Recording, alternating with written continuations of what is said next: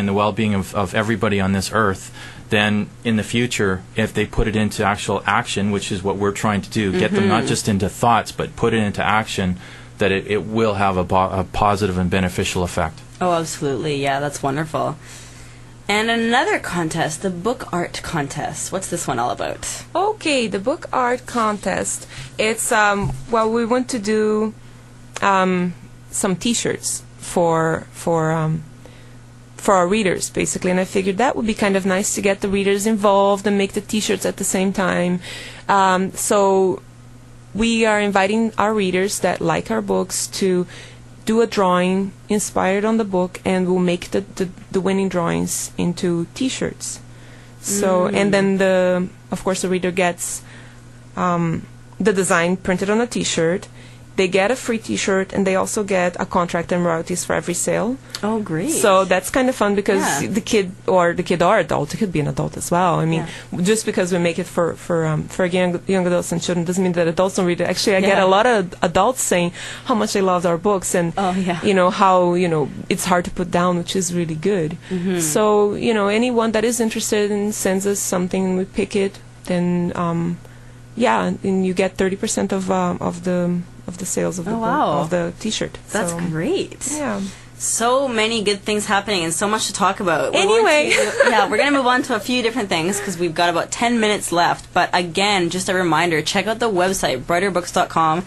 All the information about the contest and the really good environmental initiatives that are going on, that's all on the website as well. So please do check that out. Okay, I have a couple extra questions for you guys. Since you've been involved in literature and books for a long time, how do you think the publishing industry has changed? Maybe like even in the last 10 years, if at all. What do you think? Well, with the appearance of e-books, it has changed a lot, a lot. We see people now that can carry thousands of books in their hand, so it's an amazing change, and it's really good. You have to look at it in a positive way. It really is good. Books, I think paper books will never go away, but that's one of the reasons why we have ebooks as well. We want to make everybody, well, basically reach every reader. That's right. Give everybody access. Exactly. That's right. In whatever medium they want to use. I really applaud the ebook reader, because hopefully it will be a more environmentally friendly way to promote our books. Yeah.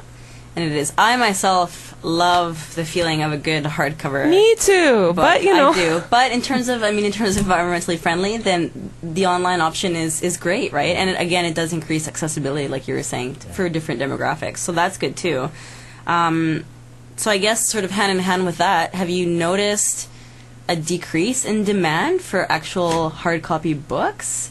Or is there still quite a bit of people who would prefer to buy a book as opposed to reading it online? Have you noticed anything with that? Well, for our market, which is children and young adults, not so much. Not so much. It's still, people still buy the real book. Yeah. So we're okay. Yeah, that's good. Yeah, like I said, I enjoy. I don't have an e-reader or anything. I really enjoy like a book in my hands. Well, this is another thing, because our books are they have illustrations and they're nice. They're just nice inside. It's different. You get these books on an e-reader and they don't look the same. It's not the same. It's not there yet. So, yeah.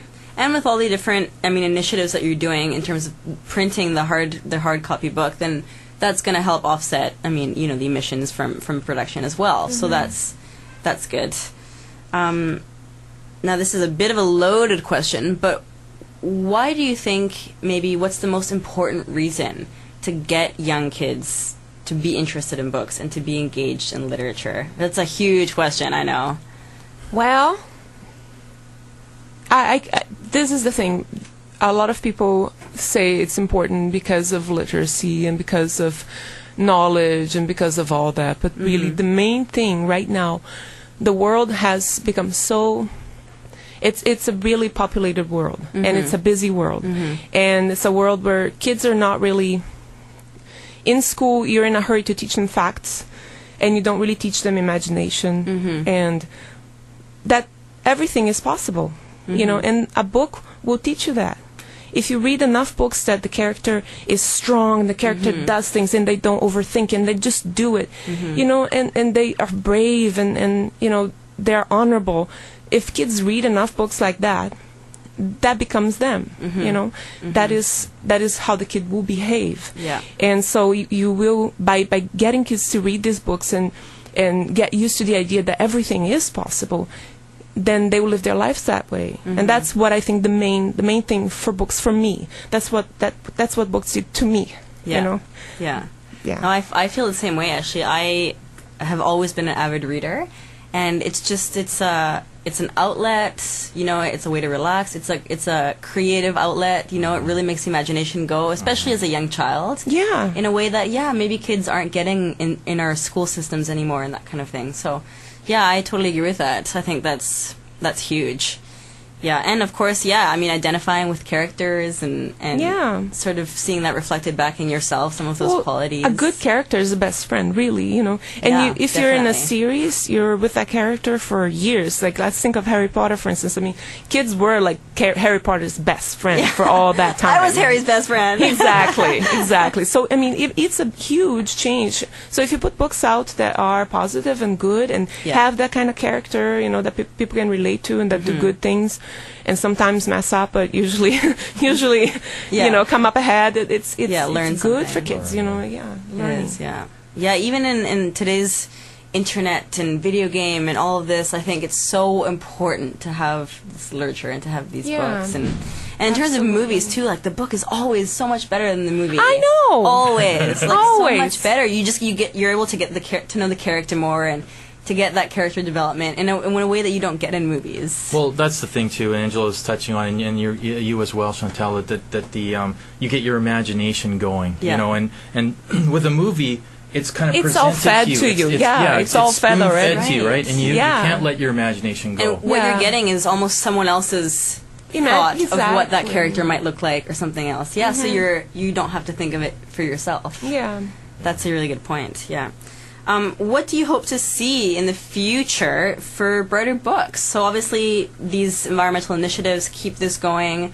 What else do you hope for in the future? Well, I would like to see it growing and a little less slowly. Actually, that would be nice. Just, you know, grow and get better and better books out every time, and just, I don't know, really exciting things. Like I've been planning some really cool ideas with interactive ebooks that you can touch and things happen and things pop out that are not on the real books. I just, you know, I don't know, little maybe movies and that kind of thing. But I've been, you know, I see some really good things in the future. Great. Yeah. Now, a little bit of a fun question just before we wrap up. Do either of you have a book that you can name as your all-time favorite book? Do you? That's a loaded question, too. All-time favorite. I do. Okay, go. Okay. So, I love all the books I'm working on, and they're like my babies. And that's that. I mean, you know, you work on it for that long, and you edit it, and you draw it, and it becomes your baby. But from my childhood, I have to say The Jungle Book was awesome. Yeah. I really liked that book. So yeah, that's a great one. That was for me. I love The Jungle Book. And you? Do you have any that you can pinpoint? Putting you on the spot here, Dean. Dean is like, I didn't think of that at all. I'm more. I'm the guy that I'm reading the how-to books. So I've got libraries and libraries and libraries of how-to. So I'm more educational, non-fictional based type of character, and Angela is the imaginary, fictional, you know, fairy creature, you know, in her head person. So, thank you, Dean. Yeah, that's great. So I think together we go well together. She is the imaginary element, and I'm the more, you know. He catches all the mistakes, everything that I miss. He catches. So that's right. You complement each other. That's great. Yeah. So just before we wrap up, I want to thank you both for coming to the studio thank today. you. I think it's so important to generate awareness about this kind of thing in our local community, and you're doing so many good things for the community. In terms of just like the literature that you're publishing, and all the creative ideas and the innovation that you're really putting out, that in itself is unique.